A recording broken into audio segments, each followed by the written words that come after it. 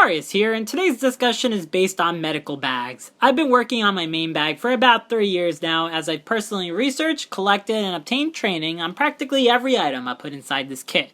If you've stumbled upon my video, you've more than likely already seen Analytical Survival's field hospital bag, and back then it was what sparked my interest in the medical field. His bag, though, was made at 2011, and there has been modern advancements which I wish to share with you to help you procure your own excellent medical kit for yourself. Recently, I stumbled upon a website named Doom and Blue Medical, which offered an opportunity to upgrade my red GR1 GoRuck backpack, which you could see here, into a Voodoo Tactical Medical Bag, and the organization, to an extent, has been adopted as my skeletal structure of the bag.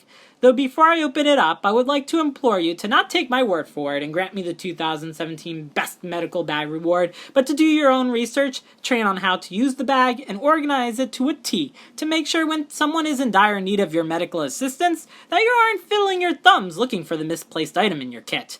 Now, I've created this bag as a field hospital in mind that could treat the widest amount of issues for a medium-sized group at the very least of 1 month. Though this is not a trauma bag that you would find at the shooting range, you'll have options to take care of trauma-related issues within it. On top of that, I've incorporated all aspects of the medical benefits, from modern first aid products to the ancient times where spices, honey, and tea was what aided in the healing process. Having options is always the best bet. A list of all the items I've bought will be in a PDF in the description box below. So let's get started. The bag itself, as stated before, is a Voodoo Tactical Medical Bag and is comprised of many internal pockets and webbing to allow for the greatest organization that you can possibly get. I have chosen black to give me the option of either broadcasting that this is a medical bag with the slip that's right here, or I would take it out if I don't want anyone to know that this is a huge medical bag.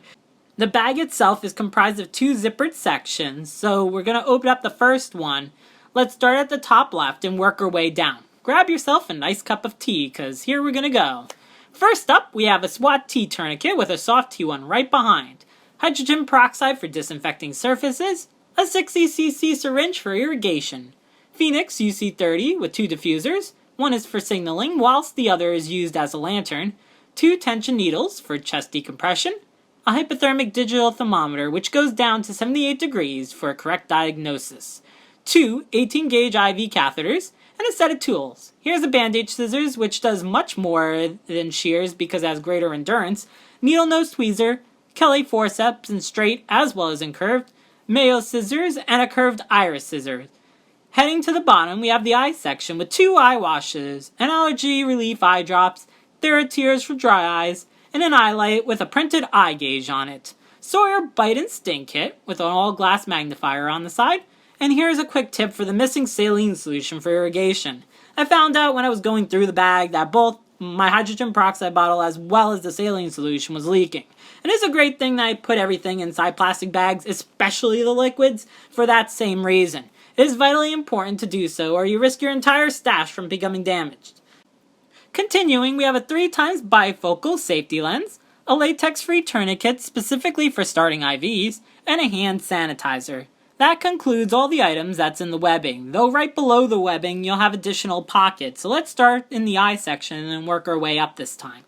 Here's some eye pads, an eye cup, and some abdominal/trauma pads, a pocket eye chart, a combat shield for eye penetrating wounds, 5 aluminum eye shields, and 3 wipes to remove agents such as pepper spray, some alcohol prep pads, Providone iodine prep pads, and some Telfa non-stick pads, which stick, but stick much less than original gauzes that are cotton. On the other side, we have a hemostatic packing material section. Here's a Celluxe large gauze, an Ambu rescue mask for quick access, 3 Kerlix gauze rolls, which is packing material, a Coflex all-in-one bandage, which is a modern bandage with multiple uses, Celluxe applicators, which are 2 tubes filled with granules, a smaller gauze, and a ribbon. And lastly, a twin chest seal pack. There are zipper compartments below, which house some N95 masks, surgical masks, as well as earplugs. And that concludes everything that's in this first zippered section compartment. On the other side houses 3 rows of mesh pockets. Let's start from the bottom and work our way up on top. First up, we have the Oleus modular bandage, which makes Israeli bandages completely obsolete. A Coflex self-adherent bandage used in place of tape, Or if you like tape, we have here in the admin pocket a cotton, nylon, and some duct tape. An odometer for showing the pulse and oxygen level of a patient on the screen, an excellent $20 item for any kit, a stethoscope, and an adult blood pressure cuff for taking other vital signs. And then moving up, we have a 4-inch and a 2-inch Coflex wrap with pads. These pads absorb way more than a gauze, and with more benefits as well. And a Coflex self-adherent wrap that's in 2 inches. Next up is my nose and ear section, which houses first a bag of nitrile gloves, and you'll see these gloves all over the bag for easy access. An allergy spray, and some Breathe Right strips I use when I'm congested. Here's some drops for waterlogged ears, an earwax remover with a bulb syringe, and some relief drops for pain. And lastly, a triage module for the first responders to tag different casualties. In the pocket above, I have 3 ace wraps for Velcro for securing. And in the last pocket, there are 2 cravat bandages for improvised slings, as well as other things, and 4 space blankets. That concludes the first zippered section completely. We will now open up the second compartment. As you can see here, there are 4 spacious sections. We will first open the zipper compartment, which houses different bandages and medicine. So starting at the top, we have some Jet Alert caffeine to either treat headaches based on caffeine absence, or to stay alert during odd hours of the night. Acetaminophen, which is Tylenol as a name brand, and Aleve for fevers and pain. Aspirin at a 325 milligram for suspected heart attacks, and a complete vitamin supplement for the illnesses which derive straight from malnutrition. A toe and finger clipper with a few files, silver solution for wounds, an 8-second thermometer, a Sharpie twin tip marker, a Steptic pencil for minor bleeding, sometimes used at the barbers when accidents happen, and antacid, which is basically Tums, 4 sterile splinter removers, a tick remover, Instaglucose for diabetics, SPF 55 sunscreen and a stick, Imodium AD for anti-diarrhea, and some laxatives for the other extreme. And lastly, 2 cold variants, which could be used for either high or normal blood pressure patients. Next up is the zippered pouch. I separated my assortment of bandages from latex to latex free based on allergies, and I've added 15 waterproof bandages that stay on even when washing your hands. A few Aquacel 2x2s which turn into a gel on wounds to protect it. A new modern type of gauze that's actually in all of my kits. And then we have a Tegaderm film, which is basically the Gore-Tex of bandages. To finish out the over-the-counter medications, I have KIO3 to protect your thyroid from nuclear fallout. These do not make you immune to radiation though, so don't think that. Low-dose aspirin, taken daily for those susceptible to heart attacks. Benadryl for allergy reactions. Ibuprofen, which is basically Advil for those allergic to Aleve. Sting relief pads, Gold Bond medicated powder, and Vaseline, all which are multi-use items. Some cotton tip applicators, and some more nitrile gloves. In the cream bag, I have some Cortisone 10, Neosporin, lip balm, Aspercream, an antifungal cream, and activated charcoal for poisoning. And that concludes everything that's in this medical cabinet pouch. The crevice below it can be seen as a natural remedy section for those either allergic to the pharmaceutical counterparts or would perform just the same as the counterparts above. The first bag within it is the hydration and immune boosting pouch. Here we have a berry flavored hydration powder, emergency for buffing up your personal defense, oral hydration salts, and assorted yogi teas for natural remedies on many things. Pure raw honey, which can be added in the teas or on a wound directly, and assorted spices. Here is cayenne pepper, though I have garlic, ginger, and cinnamon as well. Ginger pastils, which can be taken if nausea is present, and 2 different clays. The first one can be used like a sponge, so to speak, to remove impurities out from within your skin, whilst the other has been used in indigenous cultures way back in the day in very, very small doses, similar to activated charcoal, as well as other ways due to its absorbing toxic materials inside. Lastly in this section are 2 reusable ice and heat packs, and 2 unusable ice packs, I'd say, since I think they've already been partially crushed during shipment. Now what about the purple case that you could clearly see? I've placed it on the separate pouch on the outside of the bag. Here is my aromatherapy kit, which houses 10 different oils which can treat anything from a minor scrape to the flu. Here we have clary sage, eucalyptus, geranium, ginger, lavender, lemon, oregano, peppermint, rosemary, and tea tree. Some may wish to replace the clary sage with thyme lilol, ginger with chamomile, and oregano with cardamom, following the complete book of essential oils and aromatherapy, though this is just my preference. On top of the kit fits the carrier oils, which I have as almond, olive, and neem oil, and the neem oil could actually be used as bug repellent as well. In the second pouch, I constructed a 4-piece kit that completes the setup with a tea light candle, a titanium spork for mixing and measuring, a clean canteen which houses 40 ounces of water, and a cup with measurements on the side to allow for correct measurements for hydration packs or for the heating up oils to make it kind of like a makeshift diffuser. Some may even scoff at even the idea of considering many of these items in this pack and will probably think it's just a waste of space.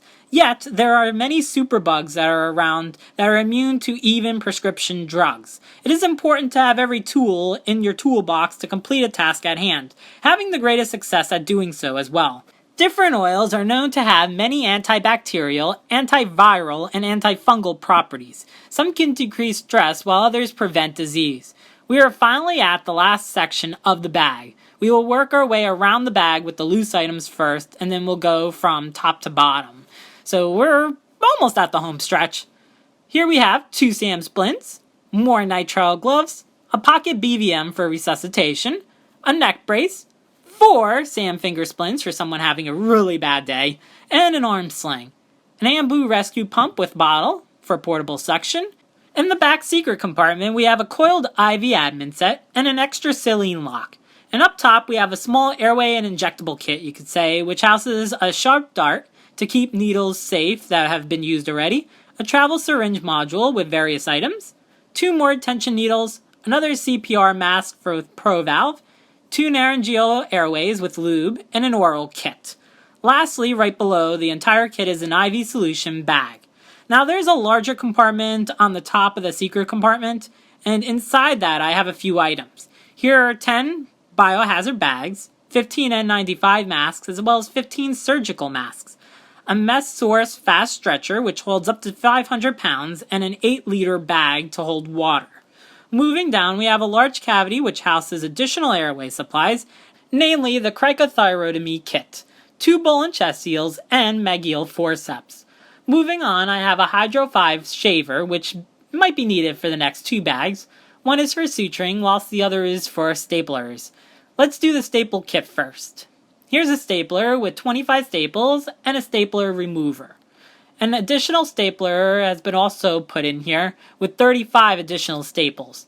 Addison forceps to close the wound if you have an extremely recommended second person, and a small infection preventive kit. On to the suture materials. Here's some absorbable sutures as well as some non-absorbent sutures that you have to take out. Steri strips in different sizes, more Aquacel, and another infective preventive kit. Cavalon film and other self-adherent liquids to close wounds, compound benzoin, providone iodine, and something I'm not even going to try and pronounce. And here is a laceration tray with a suture removal tray, sterile scalpel number 10s, and a reference sheet. And with this, I have 2 very important asterisks which go with that. The first being the notion of to close or not to close a wound. If a wound has close to 0% infection rate, which I know is impossible, then closing it is doable. However, many times a dirty wound definitely shouldn't be closed. Closing a wound that is dirty will more than likely get infected and cause greater complications which can be life-threatening. When in doubt, just keep it open. The second notion is the fact that you, the viewer, you, the medic, you, the first responder, should only perform duties that you're trained to do so. It is punishable by law to, let's say, suture a person when an ambulance is in transit, since it's over your training level. The second thing is that everyone should get trained one way or another. If help isn't on the way, yes, you might be the only one that can save somebody's life by performing a usually medic-only job if you're out in the wilderness, let's say. Books can help start the learning, and I'm one for not having just medical books, but also having alternative medicine books to have a larger arsenal of tools in my life-saving bag. On top of that, everyone should get certified for CPR. Classes are granted for those who want advanced learning. Check your town's medic house or campuses to see what classes are open in your area. Though I digress. We are almost finished with the bag, so let's go to the burn mesh pocket. Here's a large tactical burn dressing, 2 medium-sized burn dressings, and 2 small burn dressings. Aquasol with silver, which is used for preventing infections while healing burns, and some extra Aquasol for minor burns. Silverlon burn contact dressing for first and possibly second degree burns, and some Vaseline dressing. Whew! 1 compartment left to go. First up is a blue OR towel, a blood typing kit, and a dental kit from Doom and Bloom I slightly tweaked. Let's look at the items one at a time. A few disposable brushes that need no water, suture material, cotton tip applicators, tongue depressors, assortment gauze, and some sponge gauze. Temporary filling by Dentex, unscented floss which can be used as cordage, a bag of floss picks, oral anesthetic gel, gum canker X for canker sores, and here's another essential oil with cloves, which can be mixed with zinc oxide right here to make temporary filling as well, and a wax dental stick, a 12 milliliter curved tip syringe, pill cups, a reusable ice and heat pack, and a hemostatic dressing.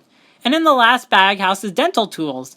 Here's a spoon excavator, dental pick / scaler, another iris scissor, a needle holder, metal tweezers, number 12 and number 301 dental elevator, dental mirror, and a scalpel number 10. Last but not least, we have a mesh pocket here that holds heating and blister care. I have second skin, mole foam padding, and Band-Aid blister care strips, an Absorbine extra large patch for your back, 2 hand warmers, an occlusive gauze strip, Salonpas shoulder patches, and icy hot back patches. That concludes the entire bag, less the Leatherman Raptors on the outside for quick deployment to be used for breaking windows, cutting seatbelts, and clothing to start working on a victim. Again, I should reiterate though that this bag's purpose is to take care of a medium-sized group for approximately a month and houses redundant items, allowing variety for allergies as well as in case a product runs out. Lastly, I implore you to implement a system that works for you. It doesn't have to be this detailed as a kit. Please use this video to help you research your items and build your own kit. Get trained and practice how to efficiently perform all the duties within it. If you're here to the end, this means that something has piqued your interest. So get out there and learn all you can in this field. You might wonder how much all this costs, and it definitely depends. The last food for thought I'll give you is these 4 pictures. Each picture represents a large sum of money of a hobby or some common items that I know many has. It all depends on where you would wish to invest your money into. Do you want to just put your money into hobbies, or do you want to invest in you and your loved one's future to keep them as long as you can with an ever-increasing disaster-filled world? In the end, this bag is one of the best investments I've made, and I am proud of the accomplishments, both in the knowledge and in the collection of an excellent kit. This is Darius from Tech and Prep, thanking you for watching my video. Stay safe.